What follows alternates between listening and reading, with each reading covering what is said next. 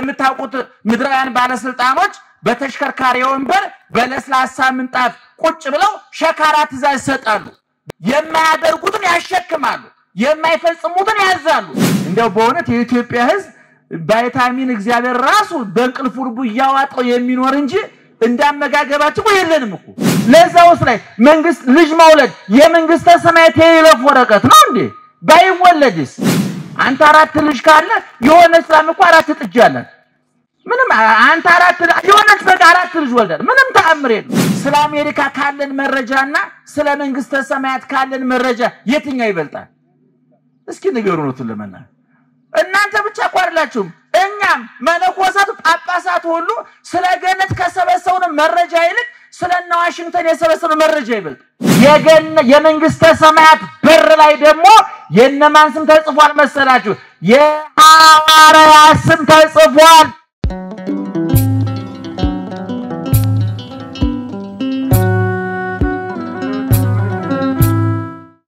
በስመ አብ ወወልድ ወመንፈስ ቅዱስ አሐዱ አምላክ አሜን እንግዲህ እጥር ምጥን ሰብሰብ አድርገን ጥቂት ነገር እንነግራችኋለን ምስጢሩን ጥበቡን ይግለጥልን እግዚአብሔር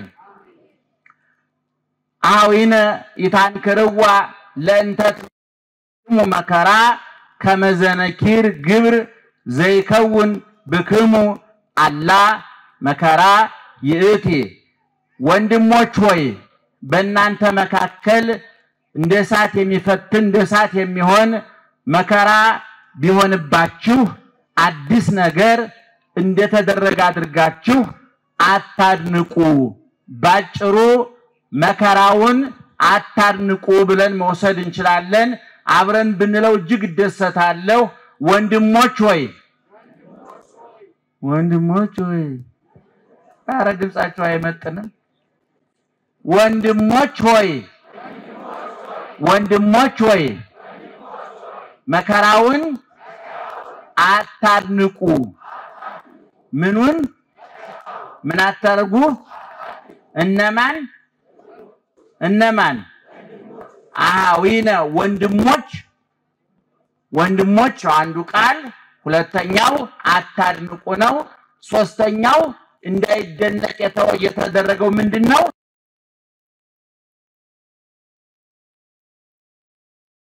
ጴጥሮስ የተናገረው ቃል ነው ጴጥሮስ ምዕራፍ 4 ከቁጥር 12 ጀምሮ ያለ ቃል ነው ቤታችሁ ገብታችሁ ብታነቡ ሙሉ ሐሳቡን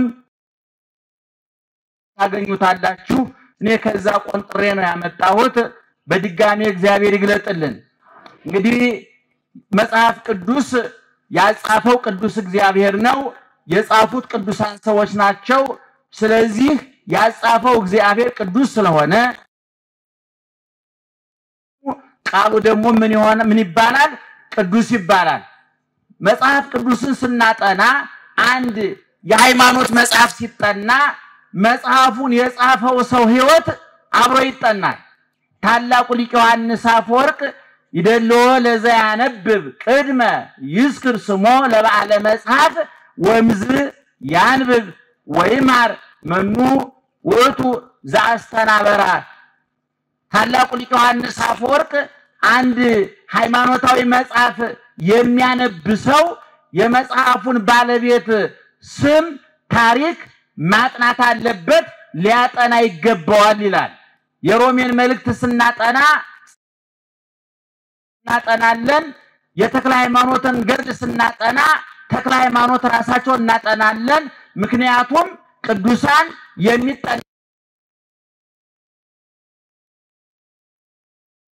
ብዙ ጊዜ እንደተናገርነው እንደምንናገረውም ኦርቶዶክሳውያን የተዋህዶ ቅዱሳንና ጻድቃን ሰማዕታት ሊቃውንት ክርስትናን ሰሙት አመኑት ኖሩት የኖሩትን ጻፉት ያመኑትን አወቁት ያወቁትን ኖሩት የኖሩትን ጻፉት ስለዚህ ክርስትና የነፍሳቸው ጭማቂ የህይወታቸው ፍልቃቂ የታሪካቸው አንዱ አካል ነው ልባቸው ያሰበውን አንደበታቸው ይናገራል አንደበታቸው የተናገረውን ኑሯቸው ህይወታቸው ይኖረዋል ምክንያቱም ኢየሱስ ክርስቶስ የቃልም የተግባርም መምህር ነው ቅዱስ ቀን ደግሞ የፍታውቁት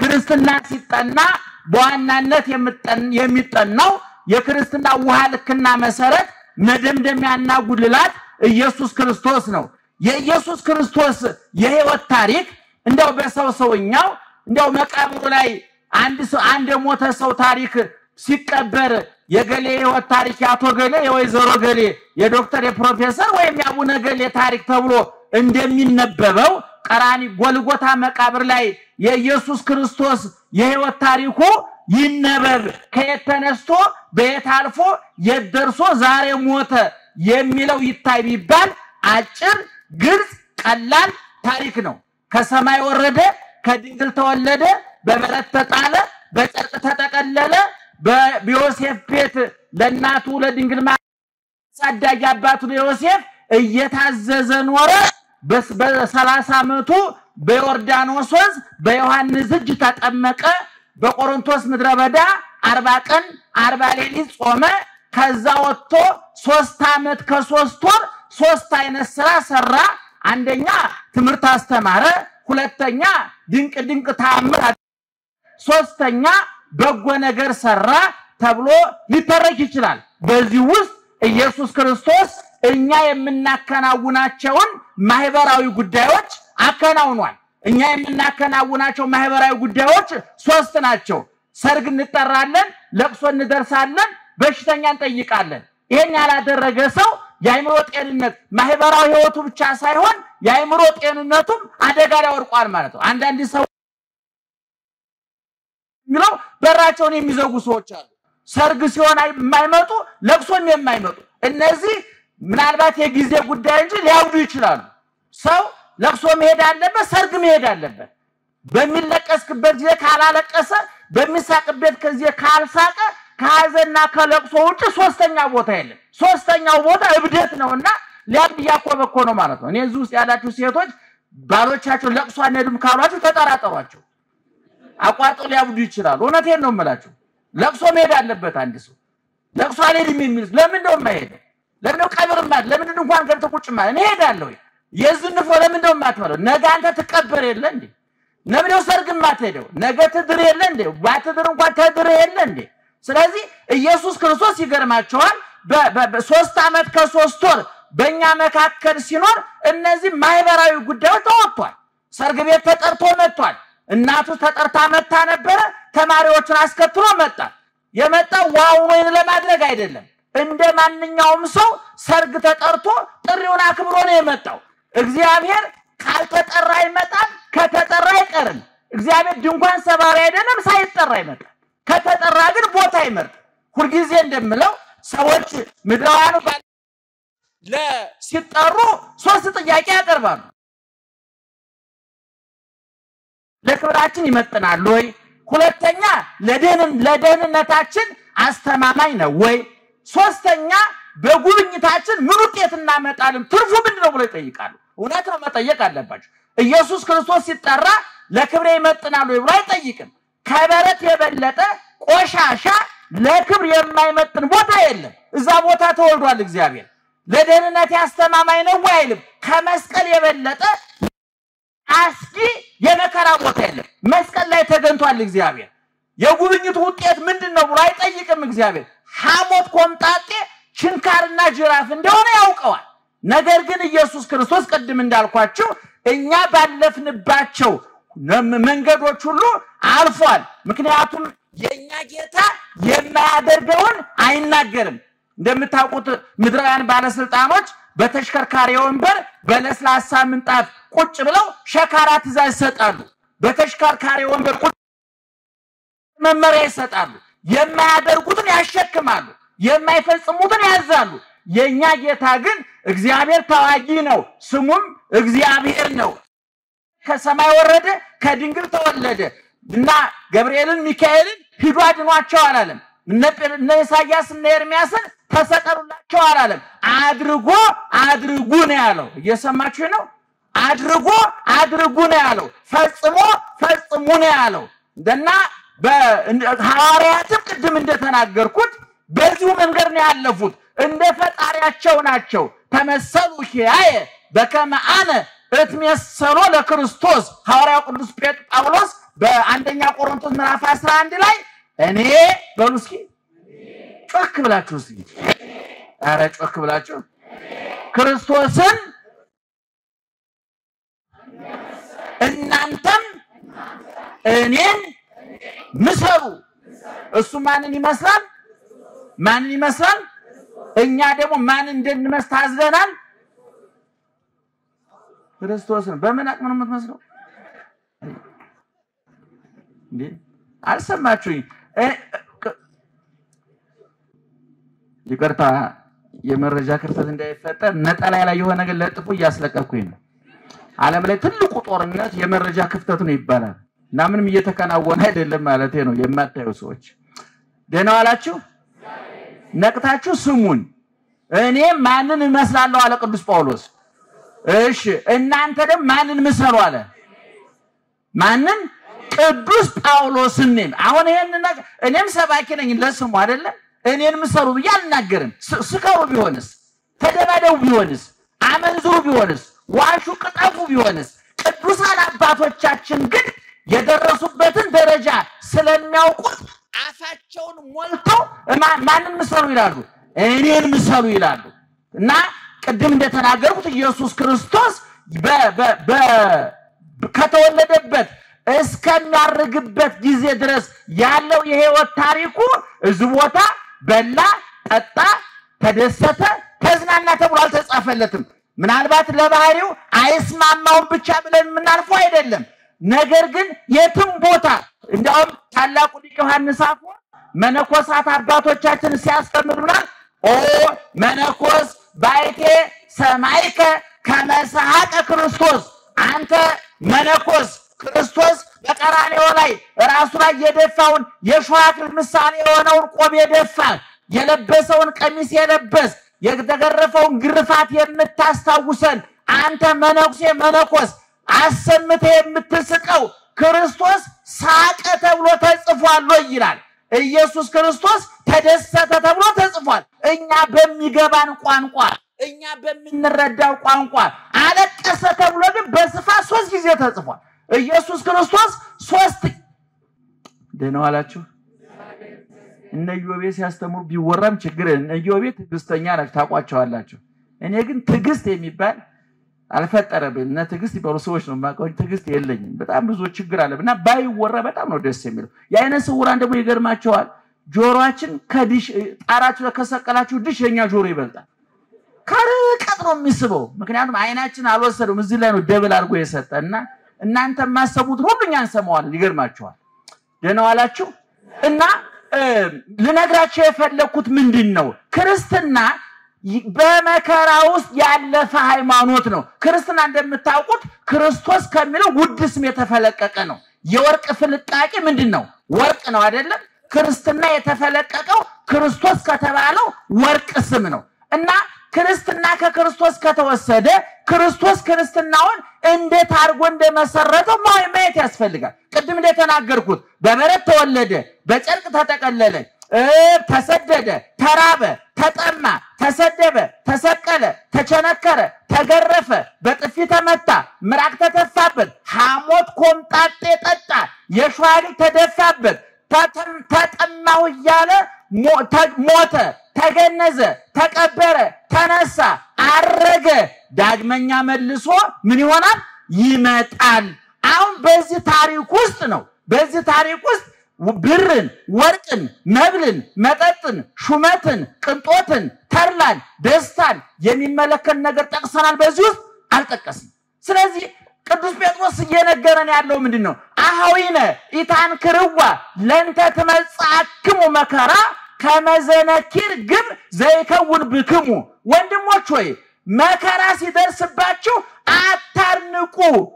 አታርንቁ መከራው በእናንተ የተጀመረ አይደለም ከናንተ በፊት ክርስትናውን የመሰረተው ክርስቶስ ጸርቃይል ጻድቅ እቀደሳይል ቅዱስ ሾማይል ሹም ሁሉ ሞልቶ የተረፈው ጌታችን እሱ በበረት ከመወለድ ጀምሮ በባዶ መቃብር እስከ መቀበር ድረስ መከራ ተቀብሏል ስለዚህ እናንተ የሚደርስባችሁን መከራ አታርንቁት ከመከራው ይልቅ ውጤቱን አድንቁ አለ ደህና ዋላችሁ እመቤታችን ታውቃላችሁ ጸሎት አላት በሉቃስ ወንጌል ውስጥ ቅዱስ ሉቃስ እመቤታችን የዘመረችው መዝሙር የዘመረችውን ዝማሬ የብሉይ ኪዳን ዕውቀቷን በደንብ አድርጎ ጽፎላታል በሉቃስ ወንጌል ምዕራፍ 1 ቁጥር 37 ጀምሮ ስታነቡ በዚህ ውስጥ ምንድነው ማርያም ማለች ብለ ምንድነው ምንለው ነፍሴ እግዚአብሔርን ምን ታደርገዋለች ታከብረዋለች ቀጥሎስ መንፈሴም በአምላኬና በመድኃኒቴ ምን ታደርጋለች ሐሴት ታደርጋለች ተፈስሐ ደስ ተሰኘ ተሐሴ ደስ ተሰኘ በግዝ ሐሴት ማለት ይሄ በልቶ ጠጥቶ ለብሶ ተሹሞ ተሽሮ ተኝቶ ተነስቶ የሚገኘው ደስታ አይደለም የኛ ደስታ ታቆታላችሁ ቀን ምሳ በልተን ደስ ይለናል ከአንድ ከሁለት ሰዓት በኋላ ወዳችን ባዶ ቀርቶ ሐዘን ያመጣል የዛለም መጠጡ ምግቡ ሹመቱ ሽልማቱ ሁሉም ነገር ያልፋል አይተነዋል እውነቱን ለመናገር ዛሬ እንዝናና ብላችሁ ወደ አንድ ቦታ ብትሄዱ ያንን ቦታ እስከምታዩ ድረስ ተቸኩላላችሁ ካያችሁት በኋላ ግን ተሰለቹታላችሁ ምክንያቱም መዝናናት ማለት አዲስ ነገር ማድረግ ማለት ሳይሆን አንድ ነገር መቀየር ማለት ነው ለምሳሌ አንድ አውሮፕላን አብራሪ ፓይለት ለመዝናናት ምንድነው የሚያደርገው ወይ ባጃጅ ነበር ወይ ጋሪ ነበር ለምን ታምር እኮ የለው ዞትር ዝታቻሉ ትልቅ ሆቴል አለ አይደል እዛ ውስጥ የሚሰራ ሰራተኛ ለመዝናናት እኮ እዛ ይመጣል ሌላ ቦታ ነው የሚሄደው ሁሉ ጊዜ መዝናናት እኛ ማርነቅ ስለምንወድ መጨነቅ ስለምንወድ እንጂ አዲስ ነገር የለው ስለዚህ ኢየሱስ ክርስቶስ የነገረን ምንድነው እናንተ ለመከራ የተዘጋጃችሁ ኩኑ ሐዋርያትንም ሲልካቸው በማቴዎስ ወንጌል ምዕራፍ 10 ሙሉ ታሪክ ውስጥ ተመለከቱ ወጸውኦሙ ለአሰርቶ ክሌቱ ሐዋርያት ይልና 12 ሐዋርያት ጠራቸው ይላል ጠርቶ ወአቦ መንፈስ ስልጣን ሰጣቸው ዲበ መናፍስት ርኩሳን አጋንንት ርኩሳን መናፍስትን ያስወጡ ዘንድ ሙት አስነሱ ድዊ ፈውሱ ለምጻንጹ አይናብሩ ብሎ ሹመት ሰጣቸውና ቁጥር 16 ላይ መብታቸውን ዘርዝሮ ከጨረሰ በኋላ የማቴዎስ ወንጌል ምዕራፍ 10 ቁጥር 1 እስከ 16 ይያልኳችሁ ነው ታሪካት መብታቸውን ስልጣናቸውን ማድረግ የሚችሉትን ነገር ሁሉ ነገራቸውና ቁጥር 16 ላይ ምን አለ ወናሁ እፈነወክሙ ከማባግ ማይከለ ተኩላት በበጎች መካከል እንደ ተኩላ በበጎች መካከል እልካችኋለሁ ተኩላለ እናንተ በጎች ናችሁ ብሎ ነገራቸው ኢየሱስ ክርስቶስ ይሄ ራሱ ያሳለፈው ህይወት ነው ቅድም እንደተናገርኩት በበረት ተወለደ በጨርቅ ተጠቀለለ ራበው ጠማው ተሰደደ መከራ ተቀበለ ለሐዋርያት ያዘዛቸው በሱ ያልሆነውን ነገር አይደለም እሱ ያለፈበትን ነው እና ቅዱስ ጴጥሮስም ለምእመናኑ ለክርስቲያኖች የሚነግራቸው ወንድሞች ሆይ ፈተና ይመጣል እንደሳት ወርቅ በእሳት እንዲፈተን እንዲነጥር እናንተንም የሚያነጥራችሁ የሚያጠራችሁ የሚያሳምራችሁ ከክርስቶስ ከሐዋርያት ጋር አንድ የሚያደርጋችሁ ለሰማያዊ ሹመትና መንግስት የሚያዘጋጃችሁ መከራ በመካከላችሁ ይሆናል ነገር ግን መከራውን በማድነቅ በመሰቀቅ አትሽሹ መከራውን ተጋፈጡት ነው ያለው እንግዲህ ዛሬ ታውቃላችሁ ብዙ ክርስቲያን የሚያየው ጎረቤቱን የሚያየው ጓደኛውን የሚያየው የተገነቡትን ፎቆች የሚያየው የሱ ጎረቤት የሚነዳውን መኪና የለበሰውን ሱፍ የሚዝናናበትን ቦታ ስለዛ ነው መረጃ የሚሰበስበው አሁን እዚህ ውስጥ ያለን ክርስቲያኖች እንደው በጣም ይቅርታ ይደረግልኝና ስለ አሜሪካ ካለን መረጃና ስለ መንግስተ ሰማያት ካለን መረጃ የትኛው ይበልጣል እስኪ ንገሩን ለማና እናንተ ብቻ ቋርላችሁም እኛም መነኮሳቱ ጳጳሳቱ ሁሉ ስለ ገነት ከሰበሰቡን መረጃ ይልቅ ስለና ዋሽንግተን የሰበሰቡን መረጃ ይበልጥ ሁላችንም ነን የቀለጥነው እናንተ ብቻ ቋርላችሁ ነገር ግን ክርስቲያኖች መረጃ መሰብሰብ ያለባችሁ ስለማን ነው ስለ መንግስተ ሰማያት ነበረ መንግስተ ሰማያት ምን አይነት እንደሆነች እኮ በዮሐንስ ራእይ ምዕራፍ 21 ሙሉ ታሪኳ ተጽፏል። የከተማው ውበት ዛሬ ወግል ብታደርጉ አንድ ዩቲዩብ ውስጥ ብትገቡ ስለ አሜሪካ ከተሞች፣ ስለ አውሮፓ ከተሞች፣ ስለ ጥራታቸው፣ ስለ ውበታቸው፣ ስለ መዝናኛቸው፣ ስለ ተሟላላቸው የኑሮ መለኪያ መመዘኛ ብዙ መረጃ ይሰጣል። ስለ ቻይና ከተሞች ብዙ መረጃ ይሰጣል።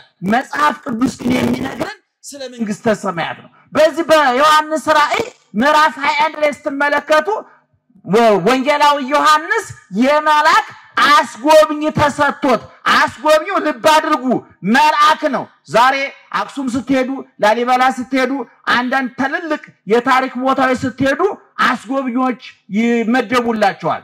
አንዳንዱ አስጎብኝ ከናንተ የተሻለ መረጃ የሌለው ትዝ ያለውን የሚያወራል። አንዳንድ ጊዜ ትዝ ምንም ያላነበበ ስለሚያስጎበኘው ምንም መረጃ የሌለው አይን ስላለው ብቻ። አንዳንድ ጊዜ በቴሌቪዥን ኳስ ተከታተሉ እነዚህ በሬዲዮ ኳስ የሚያስተላልፉ ሰዎች አሉ። አንዳንዶቹ አይን ስላላቸው ብቻ ነው ኳስ የሚያስተላልፉት። ምንም ዕውቀት የላቸው ያስታውቃሉ። መቼም እገሌ ኳስ ይዞ ወደዛ ይሄድን ብሎ ለመናገር አይን እንጂ ዕውቀት አይጠይቅም አይደል?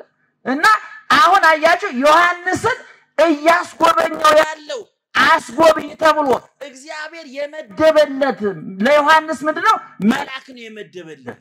እና ዮሐንስ መንግስተ ሰማያትን እየዞራየ ጣዕመ መንግስተ ሰማያትን ተድላ መንግስተ ሰማያትን የመንግስተ ሰማያትን ጣዕሟን ደስታዋን እየዞረ ጎበኘ።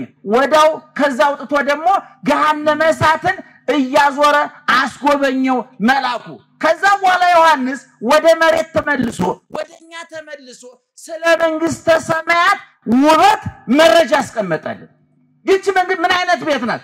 12 በር አላት ይላል። ስንት በር አላት? ጮክ ብላችሁ ንገሩኝ። 12 በር አላት። በሩ 12 መሆኑ ብቻ አይግረማችሁ።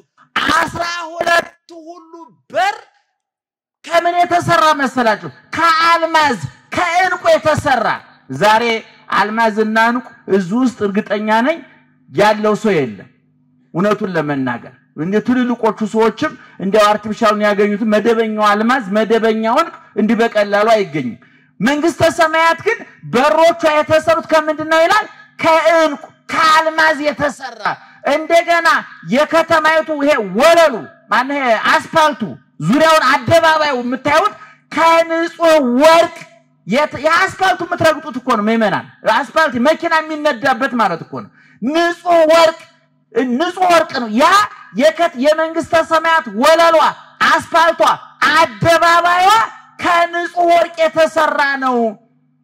ሶስተኛ መንግስተ ሰማያት እያርብ ፀሐይኪ ወይጸልም ወርቂ ብሎ በኢሳይያስ እንደተናገረ ፀሐይ ጨረቃ የሌሉባት ክረምት በጋ የማይፈራረቅባት ቀን ሌሊት የሌለባት ወይትፈቅድ ፀሐይ ወወርሃ ከመያብሩ ላቲ ፀሐይና ጨረቃ ያበሩላት ዘንድ የማትሻ።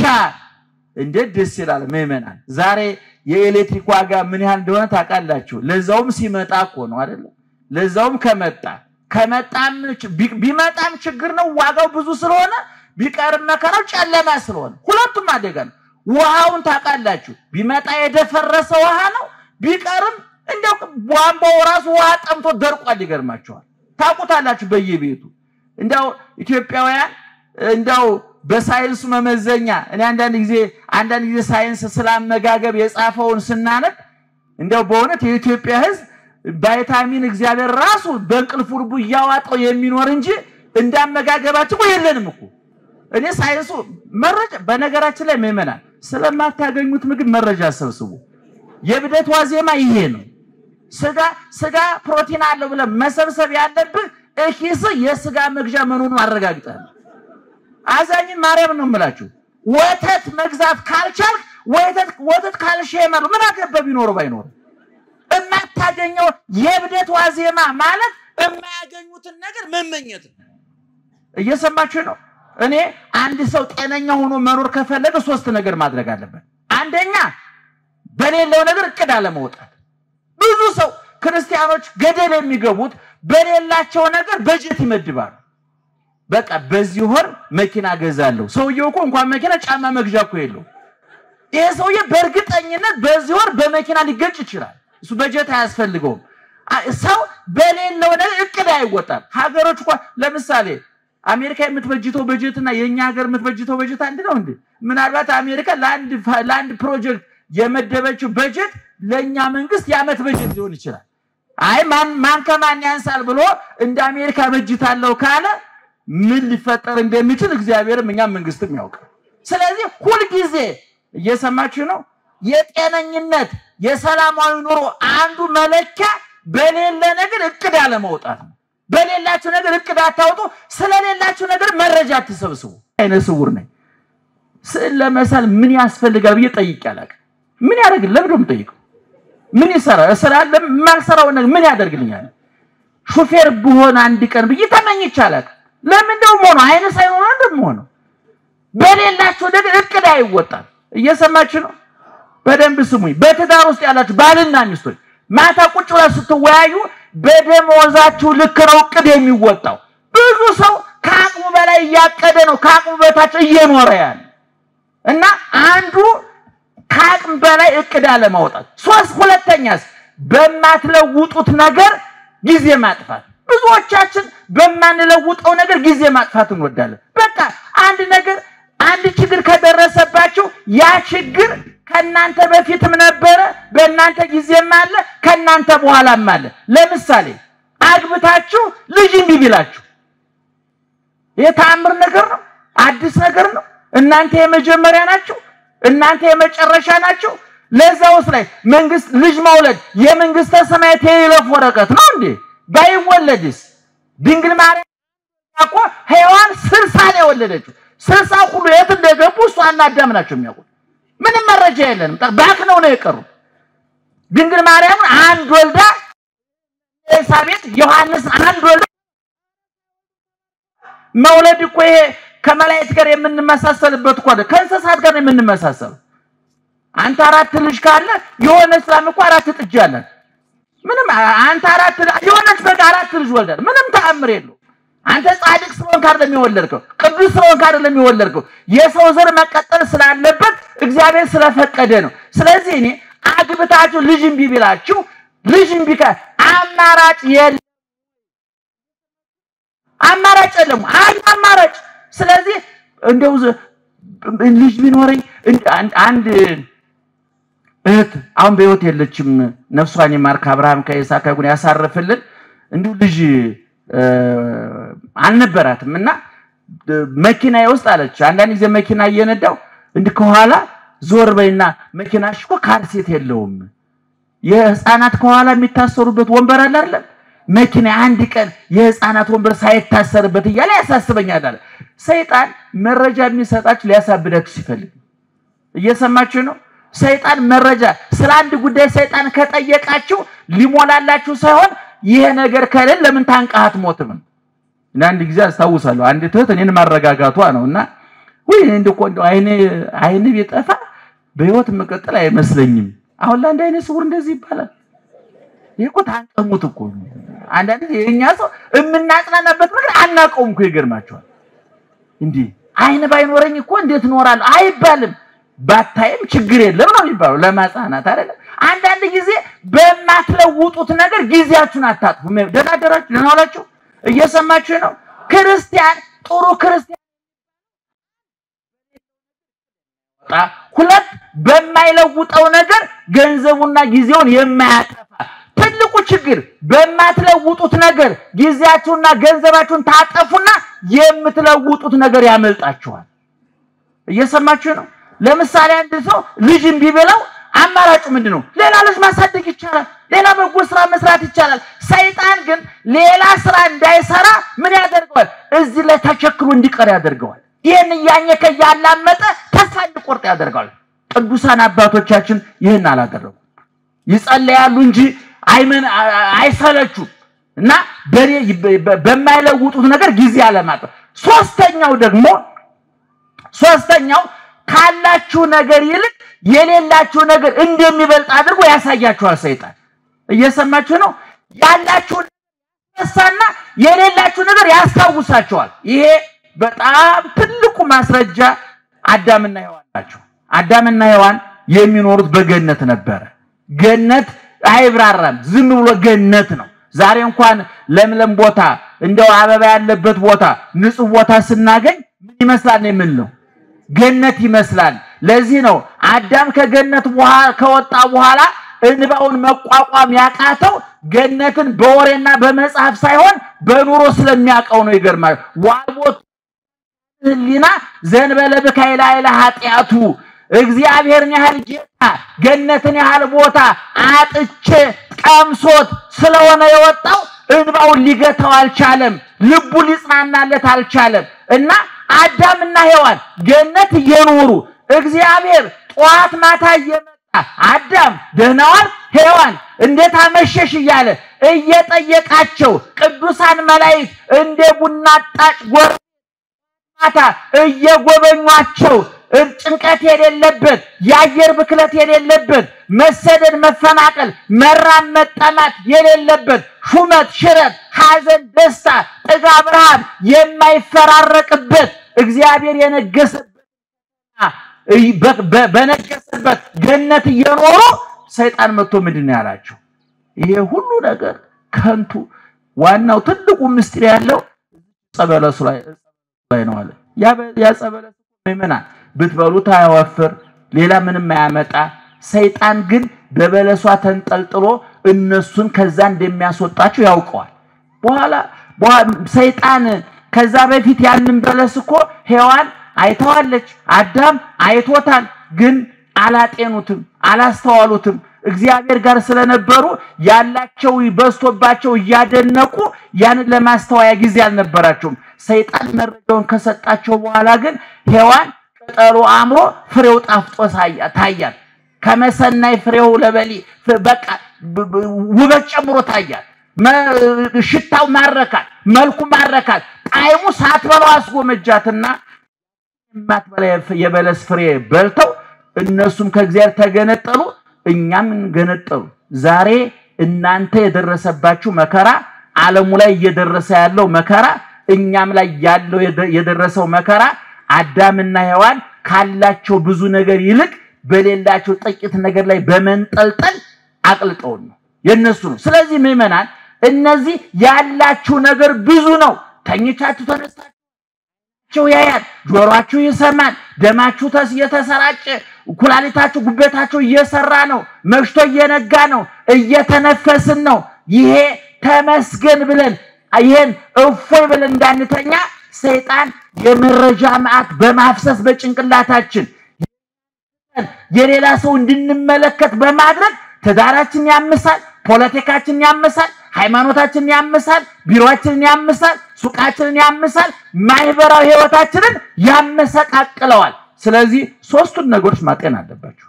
አንድ በሌላችሁ ነገር እቅድ አታውጡ ሁለት በማትለውጡት ነገር ጊዜ ገንዘባችሁን አታጥፉ ሶስት ካላችሁና ከሌላችሁ የቱ ይበልጣል ንገሩኝ እስኪ የቱ ይበልጣል ያላችሁ ይበልጣል ስለዚህ ዮሐንስ መንግስተ ሰማያትን እየዞረ መጥቶ ሲጽፍልን መንግስተ ሰማያት አንድ ክረምትና በጋ ሌሊትና ቀን የማይፈራረቅባት ሁለት 12 በር ያላት 12 ሁሉ በሮቿ ከዕንቁ ከአልማዝ የተሰሩ ሶስት ወለሉ ሜዳው አስፋልቱ አደባባዩ ከንጹህ ወርቅ የተሰራ አራተኛ ፀሐይ ጨረቃ ከዋክብት የማይፈራረቁባት እግዚአብሔር ወጡ ብርሃና የከተማይቱ ብርሃን ማን ነው ይላል ዮሐንስ ራሱ እግዚአብሔር ነው የብርሃን ምንጭ የኃይል ምንጭ ፀሐይ ጨረቃ ከዋክብት ናቸው ወይም ደግሞ ከውሃ ከነፋስ የሚገኝ ኤሌክትሪክ ነው በመንግስተ ሰማያት ግን በቀን ፀሐይ በሌሊት ፀሐይ ጨረቃ ኩራዝ ሻማ አምፖል የሚባል ነገር የለም ክረምትና በጋ ሌሊትና ቀን ሐዘንና ደስታ የለም በከተማይቱ ሹመት ሽረት የበላይ የበታች ገዥ ተገዥ ሰጭና ነሽ የለም ሰጭና ተቀባይ የለም ፖሊስ የለ ሌባ ዶክተር የለ በሽተኛ አዛዥ የለ ታዛዥ ሁሉ እኩል ሆኖ ክርስቶስን መስሎ የሚኖርባት ከተማ ናት እዛን የምንገባው ምእመናን ይሄን ነው ማድነቅ ቅዱሳን እየነደዱ እየታረዱ እየተገፈፉ እየተገረፉ እሳቱን ስለቱን ስደቱን ረሃቡን ጥሙን አያደንቁም የሚያደንቁት ምንድነው? ኋላ የሚገቡበትን ቦታ ሐዋርያው ቅዱስ ጳውሎስ በዚህ በሮሜ 8:18 ላይ በጣም ይገርመኛል። ወገኖቼ ዛሬ የምንቀበለው መከራ ኋላ ከምናገኘው ክብር ጋር ሲመጣጠን ምንም እንዳልሆነ አስባለሁል። ለዛውም እኮ እኛ መከራ እኮ አልተቀበልንም ታውቁታላችሁ አይደል? የኛ መከራ ከኛ ውስጥ የሚመጣ ነው። ከፍላጎታችን ከምኞታችን የሚመጣ ነው። ካለ መደማመጥ የሚመጣ ነው። ካለ መግባባት የሚመጣ ነው። እነ ቅዱስ ጳውሎስ በሁለተኛ ቆሮንቶስ ምዕራፍ 11 ላይ እኮ የደረሰበትን መከራ እኮ ተናግሮታል እኮ ይገርማቸዋል።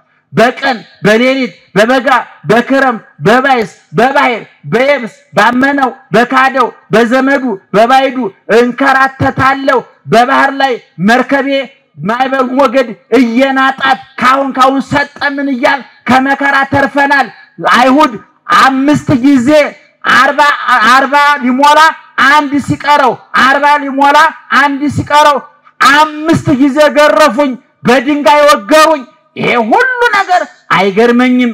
እኔ ቀን ከሌሊት በቀን በውኔ ሌሊት በህልሜ የሚያናጉዘኝ እረፍት የሚነሳኝ የአብያተ ክርስቲያናት ጉዳይ ነው አለ። ስለዚህ ምእመናን ቅዱስ ጴጥሮስ ያለን ምንድነው? የሚመጣባችሁን መከራ ምን አትበሉት አታድንቁት። ከመከራው ይልቅ ምኑን አድንቁት ይላል? ውጤቱን አድንቁት። በነገራችን ላይ በጎበዝ ተማሪና በሰነፍ ተማሪ መካከል ያለው ልዩነት እንደው ታውቃላችሁ?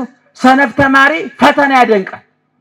ሰነፍ ተማሪ ፈተና እንደሚወርቅ ስለሚያውቀው አስቀድሞ ምን ይላል? ቲቸር አይወዱኝም፣ ያላስተማሩትን የሚፈትኑት እና አይነውሃቸው እኔን አይወደኝም። ስለዚህ አሁን አስቀድሞ እንደሚወርቅ ስለሚያውቀው የሚወርቅበትን ቦታ እየጎዘጎዘ ፈተናው ከባድ ነው፣ ትምርቱ ከባድ ነው። ቲቸር ቀደም እንዳልኳችሁ ነው፣ ወንበሩ አይመቸኝም፣ ተማሪው ብዙ ነው ክፍል ውስጥ፣ ተማሪዎች ይመቀኙኛል፣ ተማሪዎች ራሱ አይተኙልኝም። ተማሪዎች ወረስተው ተጠቅመው ተኝተው ያጠኑ እኮ ነው የራሳቸው ነው። ሰነፍ ተማሪ ፈተና ያደንቃል። ጀግና ተማሪ ግን ስለ መምሩ አያወሳም፣ ስለ ክላሱ አያወሳም፣ ስለ ተማሪዎቹ አያወሳም፣ ስለ ትምርቱ ክብደትና ቅለት አይናገርም። ጸጥ ብሎ ትምርቱን ያጠናል። በፈተና ጊዜ ውጤቱን ያያዋል። ቅዱሳን ሐዋርያት ፈተና አድናቂ አይደሉም፣ ችግር አድናቂ አይደሉም፣ ረሃብ አድናቂ አይደሉም፣ ጥም አድናቂ አይደሉም፣ ስደት አድናቂ አይደሉም፣ ሰይፉን ስለቱን አድናቂ አይደሉም። የሚያደንቁት የተከፈለላቸውን ዋጋ ነው። ቅዱስ ጊዮርጊስ በሰይፍ እየታረደ በሳት እየነደደ እንደ እየተፈጨ እየተቆላ ያ ሁሉ የመከራ ዶፍ እየወረደበት እንዲህ አለ፣ እፎ እይሄሊ ከመ አምላኬ ተሰቅለ ዲበፀ መስቀል። እኔ ጸድቃለሁ ብዬ ነው፣ ገነት እገባለሁ ብዬ ነው፣ የዘላለም ሕይወት አገኛለሁ ብዬ ነው። ብታረድ እከብርበታለሁ፣ ብነድ እቀደስበታለሁ፣ ብገፈፍ ብገረፍ የብርሃን ልብስ እለብስበታለሁ። እኔ ብራብ ብጠማ የሕይወት እንጀራ የሕይወቷ እበላበታለሁ እጠጣበታለሁ። ገባ መንግስት ገባበታለሁ። የኔ ጌታ ቀራንዮ ላይ ያን ሁሉ ዋጋ የከፈለው ምን አገኛለሁ ብሎ ነው? እሱን አላስብም ወይ? ክርስቲያን ሁለት አይን ሊኖረው ይገባል። ደህና ዋላችሁ? ስንት አይን? ሁለት አይን ሊኖረው ይገባል። አንዱ ቀራንዮ ላይ በመስቀል የተሰቀለውን ጌታ በቁስ ውስጥ ከነፍቅሩ የሚያይ፣ ሁለተኛው አይን ወደ ሰማይ ወጥቶ ክርስቶስን በአባቱ ቀኝ በዙፋኑ በጌትነቱ ከነክብሩ የሚያይ። ስለዚህ በቀራንዮ ፍቅሩ እየጸና በሰማያዊ ክብሩ እየቀና መከራውን ተቋቁሞ ይኖራል። በሐዋርያት ሥራ ምዕራፍ 7 ላይ እስጢፋኖስ በድንጋይ እየተወገረ የድንጋይ ቁልል እየተቆለለበት አጥንቱ እየተሰባበረ ደሙ እየተንጀቀጀቀ ስጋው እየተቦጫጨቀ ቆዳው እየተሸነታተረ ምን አለ? አባቶ ጌታዬ አለ ወይ ትረሲ ቦሙ ጌጋዬ፣ እስጢፋኖስን በድንጋይ ወገሩ ብለህ እዳ በደል አታድርግባቸው አለ። አንድ አይኑ የት ነበር ማለት ነው? ቀራንዮ ላይ ምን ሲባል ሰምቷል? አባት ሆይ የሚያደርጉትን አያውቁምና ምን በላቸው አለ? ይቅር በላቸው አለ። እስጢፋኖስ በድንጋይ እየተወገረ አይኑ ቀራንዮ ነበር ማለት ነው። አንድ አይኑ ደግሞ በሰማይ ነበረ። ኢየሱስ ክርስቶስን በሰማያዊ ክብሩ በአብ ቀኝ ተቀምጦ አየው ይላል። ስለዚህ እስጢፋኖስ ስንት አይል ነበረው? አንድ አይኑ ቀራንዮ አንድ አይኑ መንግስተ ሰማያት። የኛ አንድ አይናችን ቴሌቪዥን ላይ ነው፣ ሌላው አይናችን ደግሞ ወደ ቦታ ነው ታውቁታላችሁ። ስለ ጎረቤት መረጃ በመሰብሰብ የባከን ሰዎች ብዙ ሰው አበሻ ስለ ጎረቤት መረጃ በመሰብሰብ ጊዜውን የሚያጠፋው ጎረቤት ዶሮ እንደታረደ መረጃ ይሰበሰብ እኮ አበሻ በግ ታረደ ዶሮ ታረደ እንደሃደ ሶፋ ቀየሩ መጋረጃ ቀየሩ መስኮት የማይረባ መረጃ ሲሰበስብ አብዶ ቀውሶ ቅድም ነግሬያችኋለሁ ስለሌለው ነገር መረጃ የሚሰበስብ አብዶ ቀውሶ ይቀራል። እኛ መረጃ እንዲኖረን የታዘዝነው ስለማን ነው? ስለ መንግስተ ሰማያት። ወናሁ እዜነወክሙ ሐዲስ ዜና አዲስ ዜና እነግራችኋለሁ ተብሎ እንደተነገረ አዲሱ ዜና የመንግስተ ሰማያት ጉዳይ ነው። መንግስተ ሰማያት ስንት በር አላት ብያችኋለሁ? 12 በር። በሮቹ ከምን የተሰሩ ናቸው? ከአልማዝ ከዕንቁ። የከተማዋ አደባባይዋ ከምን የተሰራ ነው? ከንጹህ ወርቅ።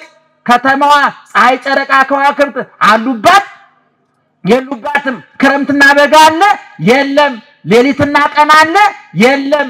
ሐዘንና ደስታ አለ የለም? የሚሾም የሚሻር አለ የለም? ሰጭና ተቀባይ አለ የለም? በሽተኛና ዶክተር አለ የለም? ነፃ ከተማ በ12 ሁሉ የመንግስተ ሰማያት በር ላይ ደግሞ የነማን ስም ተጽፏል መሰላችሁ? የሐዋርያት ስም ተጽፏል። በር አንዳንድ ሰዎች በቅዱሳን ስም ለምን ቤተክርስቲያን ሰራችሁ ብሎ ሲበሳጩ ሰማሉ። በቸማ አንዳንድ ሰው የራሱ ስንፍና ሳያንሰው በሰው ይመቀኛል። በጣም ይገርመኛል አንዳንድ ጊዜ ባልና እና እንደው በተክለ ሃይማኖት በጳውሎስ ስም ቤተክርስቲያን ተሰራላችሁ ኢየሱስ ተረሳ የሚያሉ የሚያላዝኑ ሰዎች አሉ። እነሱ ራሳቸው ረስተውት እኮ እሱ እየፈለጋቸው ነው ይገርማቸዋል። እና ነገር ግን መንግስተ ሰማያት ስንገባ ጻፉ የማን ስም ነው? ጮክ ብላችሁ ነገሩ የማን ስም ነው የተጻፈው? የኢየሱስ ስም ነው? የክርስቶስ ስም ነው? የሥላሴ ስም ነው? ለምን ተቀንጭቦ በር ላይ ይጻፍበታል? ኢየሱስ ስም ልባቸው ውስጥ ተጽፏል እኮ ሁሉ የሱ አይደለም። ለምን ይቀነስበታል? ኢየሱስ ክርስቶስ እኮ በጣም ነው የሚገርመኝ። ወዳጆቹን አክባሪ ትንሽ የደከሙለትን ብዙ የሚያከብር እኔ የወይን ግንድ ነኝ እናንተ ምንድናችሁ አለ? ቅርንጫፎች። መንግስተ ሰማያትሰ ነያ ማእከሌክሙ መንግስተ ሰማያት በመካከላችሁ ናት አለ። ክርስቶስ ራሱ መንግስተ ሰማያት ተብሎ ተጽፏል። ይገርማችኋል። መንግስተ ሰማያት ይባላል። መገለጡ ወነሃ ይሰማያ መንግስተ ሰማያት ለአስተርእዮቱ ማእከለ ፍቁራኒሁ በወዳጆቹ መካከል መገለጡን መንግስተ ሰማያት ብሎ ይጠራዋል ሊቁ ሲተረጉም። ስለዚህ የገነት በር ላይ የተጻፈው የማን ስም ነው? የሐዋርያት። እዛ ውስጥ ደግሞ እነማን ይገባሉ? እናንተ ትገባላችሁ፣ እኛ እንገባለን። ዛሬ ቤት ላይ ኖራችሁ ይችላል። ዛሬ ጥሩ ምግብ ላይ ኖራችሁ ይችላል። ዛሬ ንጹህ ልብስ ላይ ኖራችሁ ይችላል። ዛሬ ምኝታችሁ ሸካራ ጎርባጣ ሊሆን ይችላል። ዛሬ ምሳ በልታችሁ ለራታችሁ እርግጠኛ ላትሆኑ ትችላላችሁ። ዛሬ ገንዘብ፣ ዘመድ፣ ጤና ፊቱን አዞርባችሁ ሊሆን ይችላል። ኋላ ግን በእግዚአብሔር መንግስት እዛ የምንሾመው የምንነግሰው የንጉሱ አልጋ ወራሾች እኛ ነን። እኛ የማን ልጆች ነን? የክርስቶስ መንግስት የሚወርሱ እነማን ናቸው? እኛ እዛ እንገባለን። ስለዚህ ወገኖቼ በማማረር በማጉረምረም ጊዜያችሁን አታባክኑ። ችግራችሁን በመቁጠር ጊዜያችሁን ያቆሰሏችሁን በመቁጠር ጊዜያችሁን አታባክኑ። የቆሰለላችሁን ደህና ደሩ።